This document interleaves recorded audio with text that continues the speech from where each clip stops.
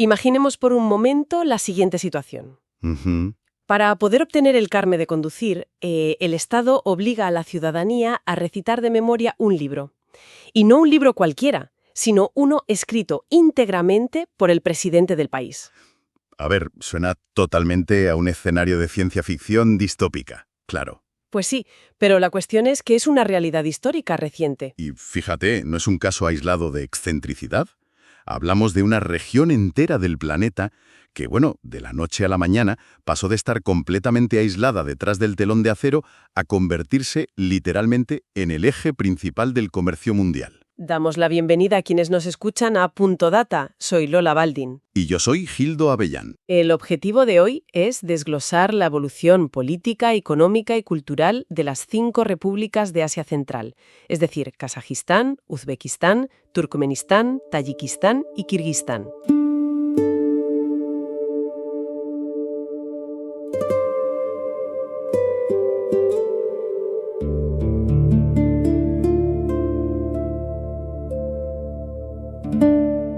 Vamos a explorar qué ha ocurrido desde su independencia de la Unión Soviética en 1991 hasta nuestros días. Un viaje para comprender cómo una región sin salida al mar ha logrado navegar entre una pesada herencia soviética, tensiones internas por recursos básicos y los enormes intereses de las potencias mundiales. Claro, y para entender la magnitud de este cambio, es imprescindible situarse en el año 1991.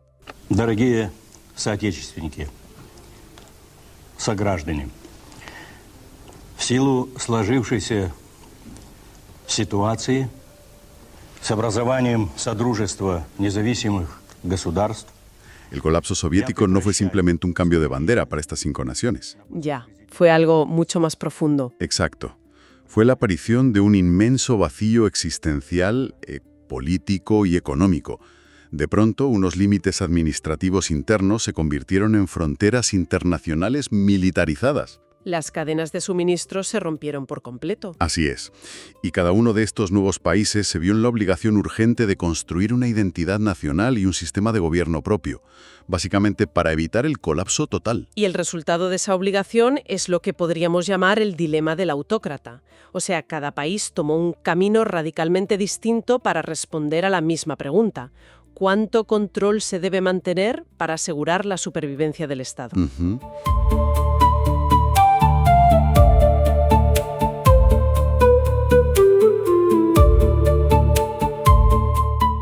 Si te parece, empecemos por el caso más extremo, el de la cerrazón absoluta, que conecta con esa historia del carné de conducir que mencionábamos al principio. Hablemos de Turkmenistán. Pues Turkmenistán es un caso de estudio realmente fascinante sobre el aislamiento y el control social absoluto. Tras la independencia, su primer presidente, Saparmurat Niyazov, El que se autodenominó Turkmenbashi, ¿verdad? ese mismo, el padre de los turcomanos. Bueno, pues instauró un culto a la personalidad que rozaba lo surrealista. Y no solo porque mandó a erigir una estatua dorada suya en la capital que giraba mecánicamente para estar siempre de cara al sol. Vaya. Sí. El mecanismo de control más potente fue de carácter psicológico e ideológico. Me refiero a la creación del Ruhnama. El famoso libro del presidente. Pero, a ver, ¿cómo se implementa algo así en la práctica a nivel estatal? Porque escribir un libro es una cosa, pero convertirlo en el eje de un país es otra muy distinta. O sea, se implementa borrando cualquier otra fuente de conocimiento. El Estado hizo que la lectura y el estudio del Ruhnama, fueran obligatorios en todas las escuelas y universidades. O sea, desplazando otras materias. Totalmente. Se eliminaron asignaturas como física o matemáticas para hacer hueco a la filosofía del presidente. Era un requisito para acceder a un empleo público o, como decíamos, para un trámite tan mundano como obtener el carné de conducir. ¡Qué barbaridad! Al forzar a la población a asimilar esta narrativa única, se aísla a toda una generación de la realidad exterior. Y bueno, en el ámbito internacional, este control se complementa con una política oficial de neutralidad permanente, un estatus que fue reconocido por la ONU en 1995. Благодаря нейтралитету, миролюбию и открытости сегодня достигнут беспрецедентный уровень доверия, взаимопонимания и сотрудничества Туркменистана с десятками государств на двустороннем уровне и в рамках многосторонних объединений с опорными международными институтами. Pero claro, si la ONU reconoce esa neutralidad permanente, sobre el papel suena al escenario ideal. Suena casi pacífico, ¿eh? Como intentar establecer la Suiza de Asia Central. ¿Ya? Pero ese es un error de percepción muy habitual desde fuera. La realidad es bastante más oscura. Esa neutralidad permanente no busca la paz regional, sino que funciona como un escudo perfecto contra el escrutinio. Un escudo diplomático. Exacto. Al no pertenecer a ninguna alianza militar ni a bloques de integración económica profunda, el régimen turcomano se blinda jurídicamente contra cualquier intromisión internacional. Claro, nadie puede cuestionarles nada. Nadie puede cuestionar sus políticas internas de derechos humanos ni exigir estándares democráticos, porque el país se escuda en su inviolable neutralidad. Es un aislamiento fríamente calculado para la supervivencia de la élite. Es una estrategia de cerrojo de manual.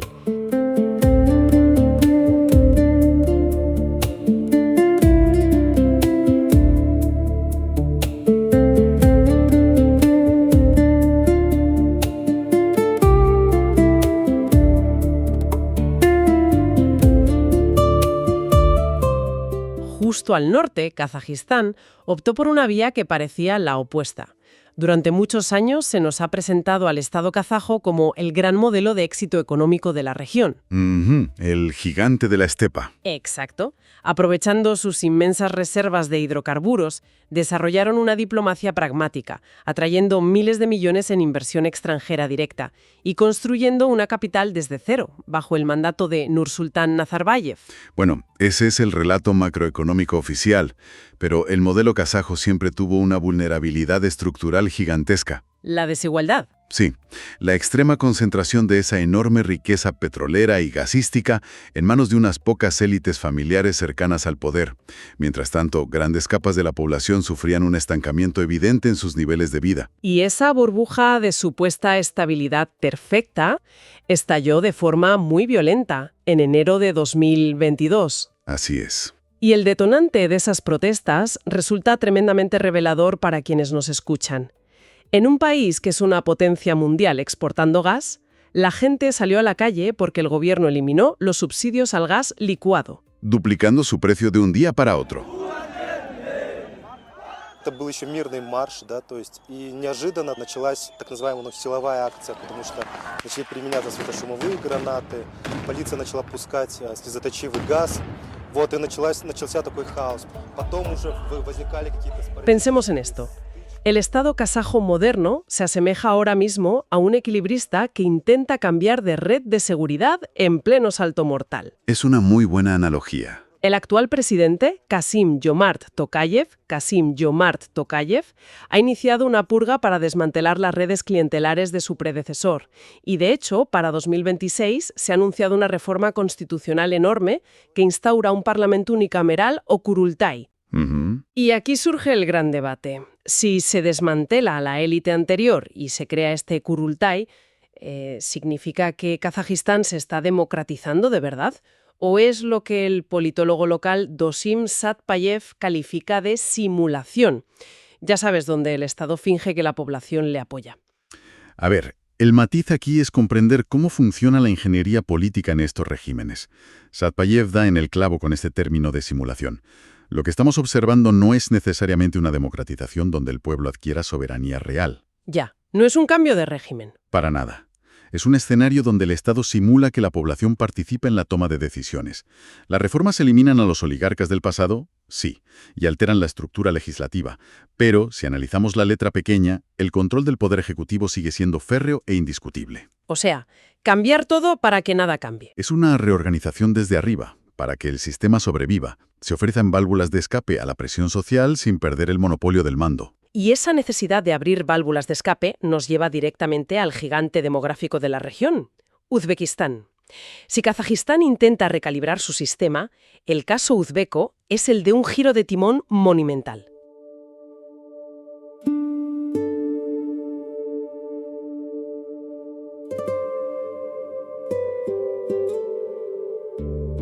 Uzbekistán vivió durante 25 años bajo un aislamiento casi tan asfixiante como el turcomano, impuesto por el difunto Islam Karimov. Pero en 2016 asume el poder Shavkat Mirziyoyev y comienza una apertura reformista que cambia por completo el tablero centroasiático. Y es un cambio crítico porque la geografía manda, claro. Uzbekistán es el corazón de la región. Es el único país que comparte frontera terrestre con todas las demás repúblicas centroasiáticas, además de tener frontera con Afganistán al sur. Una posición estratégica clave. Totalmente. Durante un cuarto de siglo esas fronteras estuvieron minadas o cerradas. Esto significaba que el comercio local estaba estrangulado. Familias enteras que vivían a escasos kilómetros, separadas por una línea en el mapa, llevaban décadas sin poder verse. Qué duro. La llegada de Mirziyoyev supuso descongelar todo esto. Se reabrieron puestos fronterizos, se reactivaron líneas de tren y vuelos. Pero claro, esta apertura también trae consigo nuevos retos internos, porque cuando un estado cerrado se abre ligeramente, suelen aparecer tensiones territoriales silenciadas, ¿no? Exactamente. Un ejemplo claro fue lo que ocurrió en la región autónoma de Karakalpakstan en 2022. Hubo un intento de reformar la Constitución que eliminaba el derecho histórico de esta región a secesionarse, y eso provocó protestas masivas. Sí, y lo interesante aquí es el mecanismo de respuesta del Estado. A diferencia de la era anterior, donde cualquier manifestación se reprimía con fuego real sin contemplaciones, el gobierno de Mirziyoyev hizo algo inaudito en la región. Dar marcha atrás. Exacto. Optó por retirar la enmienda y mantener la autonomía de Karakalpakstan. Karakalpakstan. Es un cálculo de desescalada que demuestra que el nuevo liderazgo entiende que la represión total ya no garantiza la estabilidad, sobre todo cuando se busca proyectar una imagen atractiva para la inversión internacional. Claro. Y ese enfoque contrasta brutalmente con la psique del Estado en el vecino Tayikistán, cuyo modelo de gobierno no se basa ni en el aislamiento delirante ni en la apertura reformista, sino en un elemento mucho más oscuro: el trauma colectivo continuo. Es que es imposible comprender a Tayikistán sin mirar a los años 90. Nada más declararse independientes, el país colapsó en una guerra civil atroz entre 1992 y 1997.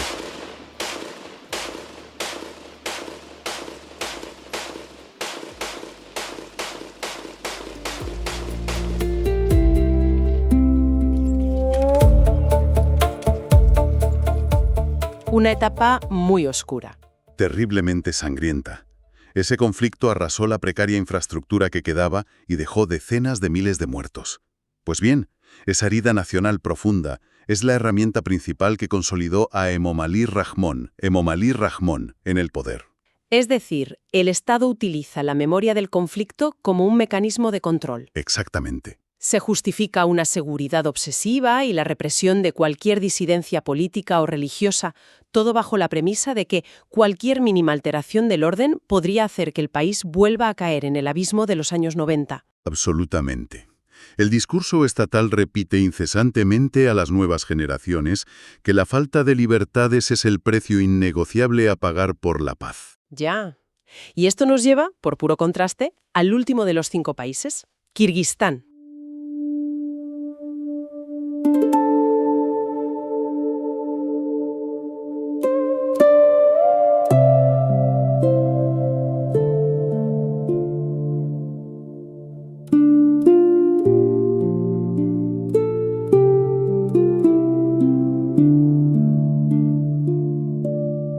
A nivel regional se le considera una anomalía política gigantesca, precisamente por su inestabilidad democrática. Tienen un historial único de revoluciones recurrentes, sí.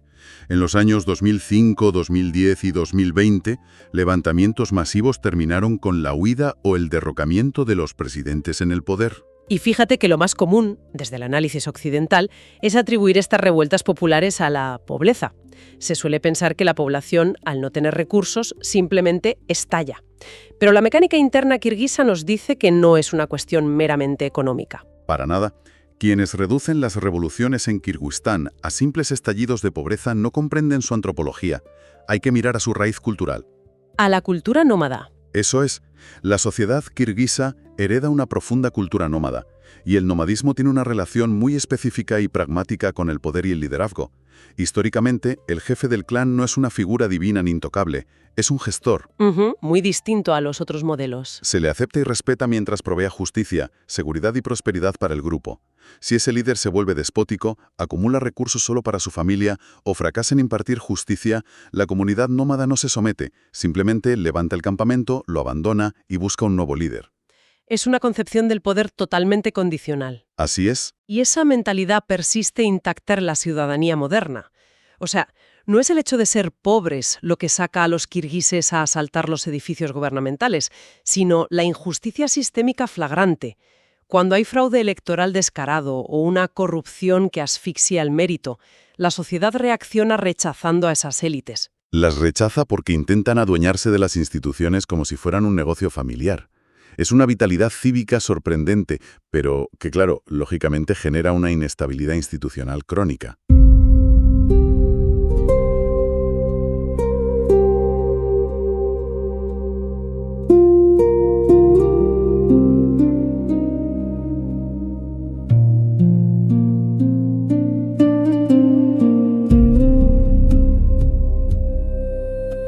Ahora bien, tras analizar estas marcadas diferencias a nivel nacional, es vital que pongamos el foco en la geografía, porque estas 5 naciones no existen en el vacío, comparten un espacio físico muy concreto, donde estas visiones chocan literalmente. Y ese espacio central es el Valle de Ferganá. El Valle de Ferganá es probablemente uno de los lugares más complejos del planeta. Es una cuenca agrícola tremendamente fértil, pero rodeada de montañas áridas. Y está habitada de manera muy densa por poblaciones de Uzbekistán, Tayikistán y Kirguistán. Para que la audiencia entienda cómo se llegó a la situación actual en Ferganá, imaginemos lo siguiente. Alguien decide trazar las fronteras de 3 provincias distintas, dividiendo intencionadamente los barrios de una misma ciudad. ¿Ya? Dejando, por ejemplo, el único hospital en un país y la carretera principal para llegar a él en otro país distinto. Es una analogía perfecta. Eso fue exactamente lo que hicieron los planificadores estalinistas en los años 20 y 30. Diseñaron un mapa administrativo laberíntico que mezclaba a propósito a los diferentes grupos étnicos. ¿Para evitar cohesión? Claro. El objetivo en la época soviética era impedir que se formara un bloque identitario fuerte y unificado que pudiera desafiar el poder central de Moscú. Así se crearon los enclaves y exclaves. ¿Las islas territoriales? Sí, territorios de un país que son básicamente islas geográficas completamente rodeadas por otro estado.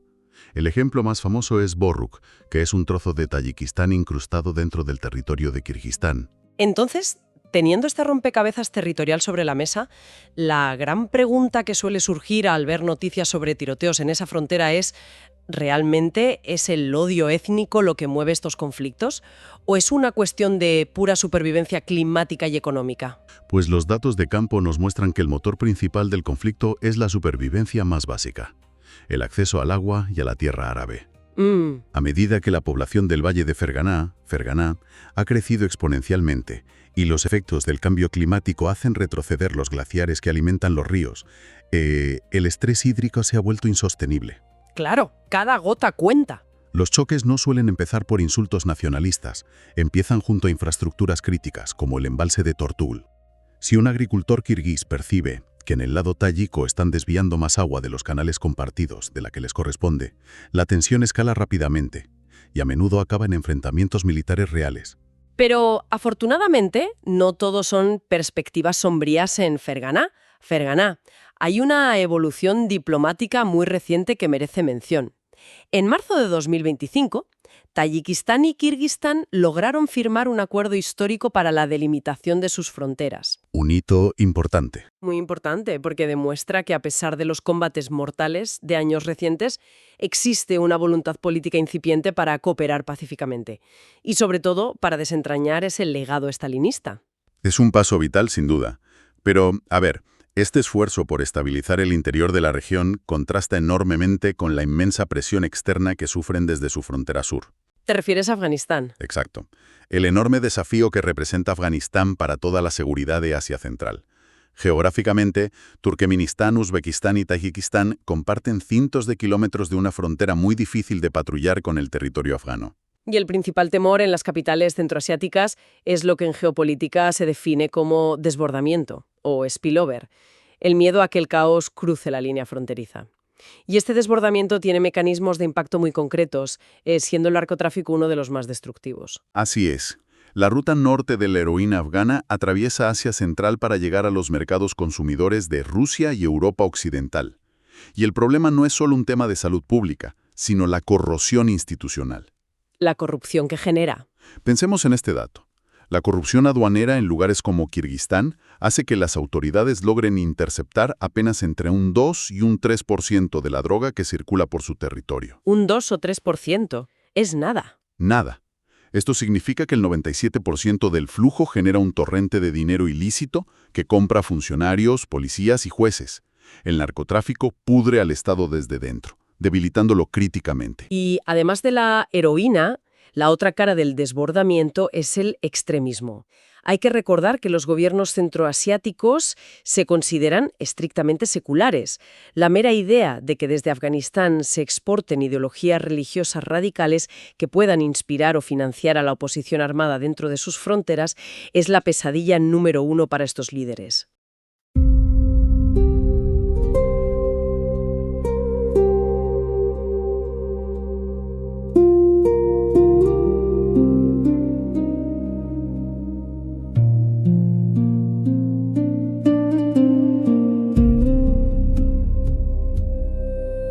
Entonces, llegados a este punto del análisis, nos encontramos con naciones que enfrentan retos existenciales por el agua, fronteras mal trazadas y una amenaza constante desde Afganistán. La gran pregunta es, ¿cómo logran mantener ese a flote a nivel global? Pues la respuesta reside en una doctrina estratégica clave, la geopolítica multivectorial. Eso es. Tradicionalmente, cuando Occidente habla de Asia Central, recurre inmediatamente al cliché del gran juego, esa idea del siglo XIX de que la región es un simple tablero de ajedrez donde imperios externos mueven las piezas. Sin embargo, la realidad actual nos exige descartar esa visión pasiva. Hoy en día, estas 5 repúblicas tienen agencia política propia. Han desarrollado una capacidad asombrosa para no casarse con nadie, digamos, y jugar a múltiples bandas. Buscan atraer inversión y garantías de seguridad de diferentes potencias globales para maximizar sus beneficios, evitando a toda costa la dependencia exclusiva de un solo actor. En la diplomacia regional usan frecuentemente un concepto ruso Sverkachasov, que se traduce como sincronizar relojes. Significa que desde 2018 se reúnen en cumbres consultivas regionales para alinear intereses y presentar frentes unidos frente a Pekín, Moscú o Washington. Y fíjate, mencionas a Moscú y esto es fundamental. Rusia siempre ha sido el proveedor de seguridad histórico aquí. Institucionalizado en la Organización del Tratado de Seguridad Colectiva, la OTSC. Exactamente. Pero la influencia rusa está experimentando una fatiga estructural sin precedentes. Aislada por las sanciones y completamente volcada en la guerra en Ucrania, Moscú ya no puede ofrecer los mismos incentivos económicos ni la misma garantía de intervención rápida que ofrecía antes. Su peso se está resquebrajando. Y el espacio geopolítico aborrece el vacío. Ese espacio económico lo está fagocitando a gran velocidad China. Para la audiencia, la escala de las inversiones chinas en la región es colosal. Pero, claro, ¿hasta qué punto es esto una relación armónica? Pues es una tensión creciente. Si analizamos quién se beneficia, vemos que las élites locales están encantadas con los préstamos rápidos y las obras faraónicas chinas. Sin embargo, si miramos a la población, existe una creciente sinofobia. El miedo a la dependencia, ¿no? Claro, un temor social a convertirse en vasallos económicos de Pekín. El recelo a que empresas chinas adquieran tierras o dominen los recursos genera protestas recurrentes, sobre todo en Kazajistán y Kirguistán. Y para quienes nos escuchan y se pregunten por qué todo esto les afecta en su vida diaria, la clave está en la logística. Y aquí es donde la Unión Europea ha decidido entrar con fuerza. En la cumbre UE-Asia Central de abril de 2025, Europa puso sobre la mesa 12.000 millones de euros. Un movimiento muy significativo. Sí, y el foco no es altruista. Europa necesita asegurar el acceso a materias primas críticas y garantizar la conectividad comercial. Esto nos lleva al corredor central, o Middle Corridor. Para visualizar por qué nace este corredor es muy útil una cita de Kristalina Georgieva. Ella dice que el comercio es como un río. Cuando le pones un obstáculo, tiende a rodearlo. Y el obstáculo actual es Rusia. Exactamente. La logística de ese nuevo cauce es una obra tremenda. Funciona así. La carga viaja desde China, atraviesa las estepas de Kazajistán o Uzbekistán y al llegar al mar Caspio se transfiere a barcos. Cruza el mar. Cruza el mar y atraca en el puerto de Bakú, en Azerbaiyán. Allí vuelve al tren, pasa por Georgia, conecta con Turquía y llega a Europa. Es el proyecto que convierte a la región en el centro logístico clave del siglo XXI.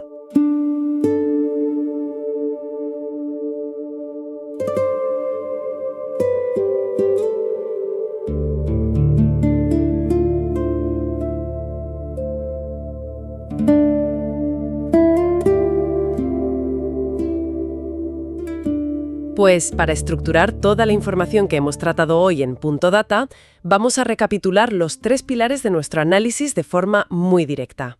En primer lugar, la transición desde modelos soviéticos hacia sistemas muy distintos, desde la cerrazón turcomena hasta el pragmatismo kazajo y uzbeco. Como segundo punto clave, los rectos internos de agua y fronteras en Ferganá, además del inmenso desafío de seguridad que supone el escenario afgano.